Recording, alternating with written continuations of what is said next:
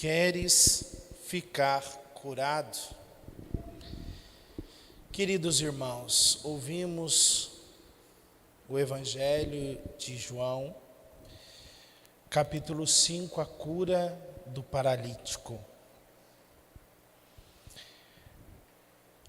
Este paralítico já sofria há 38 anos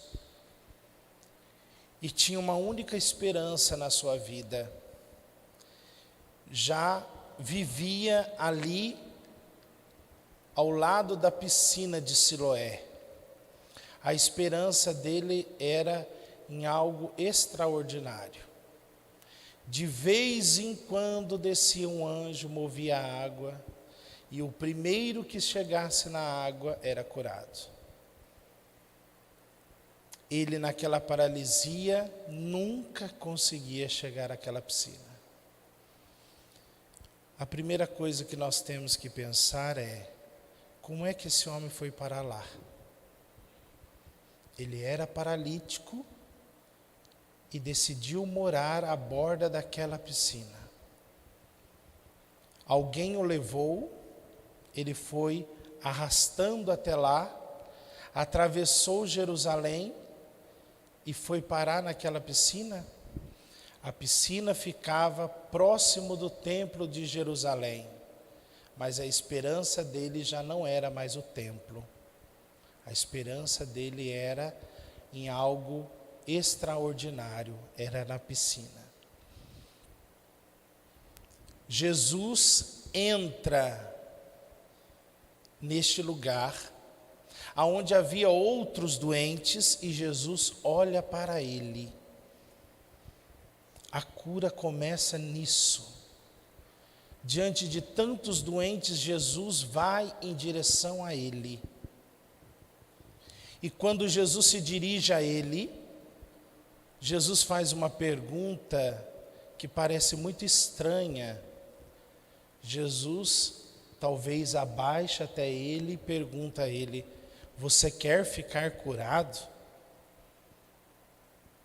O homem estava ali, paralítico, 38 anos na sua paralisia, no lugar onde a única esperança era aquele mover da água, e Jesus, sabendo de tudo isso, pergunta para aquele homem ainda se quer ficar curado. Meus irmãos, nós vamos entender essa pergunta de Jesus por quê? Porque olha bem a resposta do homem. O homem poderia responder imediatamente a Jesus: sim, eu quero. Eu estou aqui há tantos anos, é o que eu mais desejo, é a minha cura. Ele vai dizer: como? Eu estou aqui, mas toda vez que a água se move, não tem ninguém para me ajudar, e sempre passam na minha frente.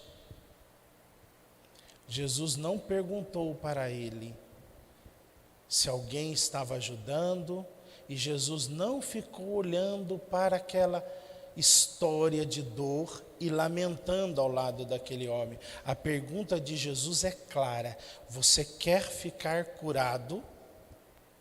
Meus irmãos, Jesus sabe muito bem que muitas vezes nós não queremos ficar curados. Muitas vezes nós acomodamos naquela situação. E por mais difícil que seja, certas situações se tornaram para nós o nosso lugar e a nossa própria identidade. Eu sou assim mesmo, eu nasci para sofrer, ninguém me ajuda, é sempre eu sou sempre o último. Tem gente que escolheu este lugar de desculpa. Mas o que você quer que eu faça para você? Não, eu tenho que ficar assim mesmo. Tem pessoas que não querem ser curadas, Porque a hora que ela for curada, ela vai ter que tomar uma atitude de parar de lamentar, de parar de ser o centro da atenção, de parar de ser o coitado, de parar de ser a atenção da família, a atenção da casa. Então ela tem medo de deixar esse lugar. Então ela prefere ficar ali reclamando como coitado, ao invés de desejar a voltar a viver, a sair daquela situação, porque sair daquela situação vai exigir dele uma nova postura, e que às vezes ele não quer. Então Jesus ali não está perguntando: ô coitadinho, ninguém cuidou de você, todo mundo esqueceu de você. Claro que Jesus, ele é a própria misericórdia, meus irmãos. É claro que o nosso Deus é a própria misericórdia e ele é a própria compaixão, mas a misericórdia não é dó. A misericórdia nos coloca em pé. A misericórdia não nos aprisiona na nossa fraqueza. A misericórdia é o encontro da fraqueza para nos colocar em uma vida nova. Então a misericórdia não nos deixa na nossa ferida. Porque muitas vezes a gente pensa que religião, oração, é como se Jesus fosse para lá beijar as nossas feridas e ficar com dó de nós. E a gente vai diante do sacrário e faz aquela cara de coitado. Vai para a missa com aquela cara de coitado. A gente não sabe se a pessoa está rezando, se ela está sofrendo, se ela está chorando. Não, meus irmãos, a misericórdia não nos aprisiona na situação de paralisia que nos paralisa. A misericórdia nos coloca em pé. A misericórdia de Deus é devolver aquilo que Deus pensa de nós. E o que Deus pensa de nós vai muito além do nosso pecado e da nossa dor. Mesmo na dor, quando eu encontro com a misericórdia, eu posso caminhar. E aquela pessoa que encontra profundamente com a misericórdia, ela sai do lugar que ela está. Ela sai. Ela dá passos. E por isso que aquele homem, ele não mais procurou pessoas ou apoio nenhum. Ele se apoiou em quê para ele ficar em pé? Na palavra de Jesus. Jesus disse: levanta. E essa palavra fez aquele homem se colocar em pé e querer estar de pé. E olhem bem, meus irmãos, aquele homem saindo dali, ele já passa pela primeira prova.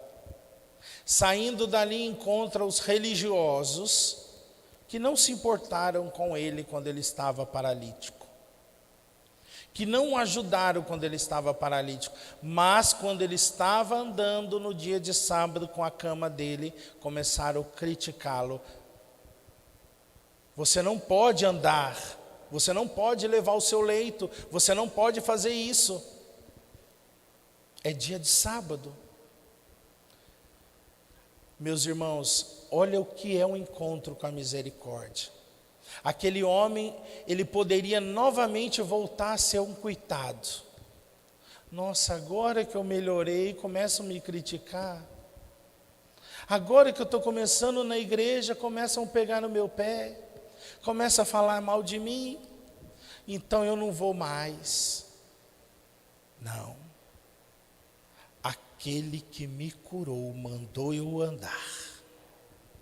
Meus irmãos, quando nós encontramos com a misericórdia, nós não somos mais governados pelos nossos sentimentos e nem pelas palavras das pessoas.